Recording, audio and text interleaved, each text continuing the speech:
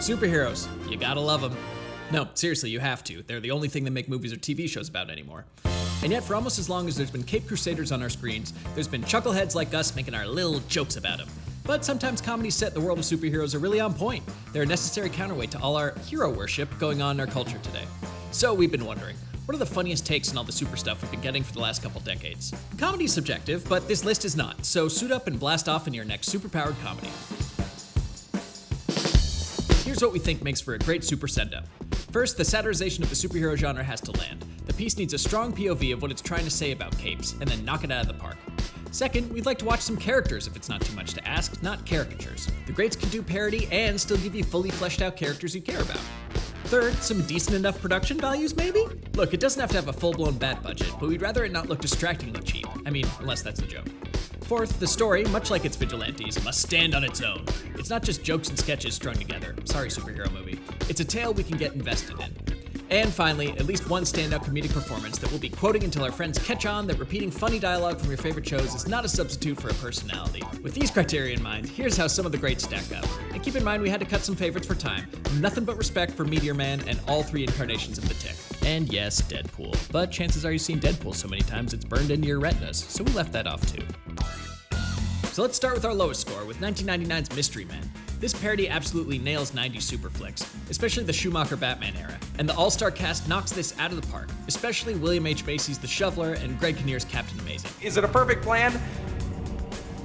No! Plus, if we were giving out bonus points for how often we quote this movie, it scores something like 1,000 out of 5? Please don't correct me. It sickens me. Plus an extra for being the movie that should be getting all the credit for Smash Mouth's All-Star. You kids need to Shrekignize your elders. Our 3 out of 5s get animated. Lego Batman is probably the best honest trailer about Batman ever made, and we should know we've made way too many. The deconstruction of the character is spot on, and enhanced by the jaw-dropping animation, and the whole package is carried by Will Arnett's Batman, who continues to prove that if you need a selfish, rich, emotionally raw jerk, you call Will Arnett. And speaking of Batman, let's talk Duckman. No, not Duckman, a different 90s classic, Darkwing Duck. It's a silly, smart send-up of classic Batman and old-school pulp comics, combined with the trademark wit and charm kicked off by comics legend Karl Barks way back in the 1930s. The series really respects its characters with a great story that digs at everyone from Nick Fury to the Sinister Six. And while production value gets a ton of love, Disney knew they had a hit on their hands after all, we'd give them this point for the theme song alone. Let's get dangerous, baby! Let's kick off our 4 out of 5s with a James Gunn comic book classic. No, not out yet. Back. Little more. There we go. Super's the tale of what happens when an average Joe's pushed too far and breaks bad. It's a satirical look at street-level justice combined with an unwavering black and white view of right and wrong that really pushes your comfort levels. The characters are fully realized, from the horrible villain to the way too into this sidekick. It's a great story that stands on its own even without the winks and nods to the superhero biz, and Rainn Wilson honestly deserved an Oscar nom for his portrayal of Frank Darbo. Shut up, crime. Next up, it's sleeper hit Doom Patrol. This tale of bizarre misfits hated and feared by the world is packed with characters that'll make you laugh, make you cry, and make you say, is that sentient street DTF or what? The show doesn't have a blockbuster budget, but they're incredibly smart with their design and effects, with a story that'll suck you in from the start. The cast is top to bottom great, including the always pitch-perfect Timothy Dalton and Alan Tudyk, but if we had to pick a single standout can't-miss performance, it's Diane Guerrero's Crazy Jane. Now let's take it back to these streets with Kick-Ass. Like Super, it's an examination of what the Gotham Knights would be like in the real world. In fact, they could absolutely be companion pieces, so you are welcome for the double feature wreck. And it lands. The physical toll, the instant repercussions, even its own up-its-own-butt source material. The film does its best to keep up with its actors, with some brutal fights and perfect needle drops. There's enough going on with our leads to take them out of the 2D zone, especially Nick Cage's unhinged performance. But it's Chloe Grace Moretz that steals the movie, and that's saying something when you're stealing it from Nick Cage.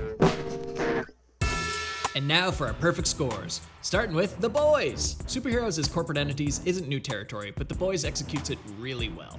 It contrasts Superman's take on truth, justice, and the American way with what's probably the real American way, with some very brutal, very uncomfortable, but pretty entertaining results. The characters could easily be one note, Aquaman but a jerk, Superman but spooky, etc. But there's plenty of layers for the capes to explore, even though some of the titular boys need to catch up a bit.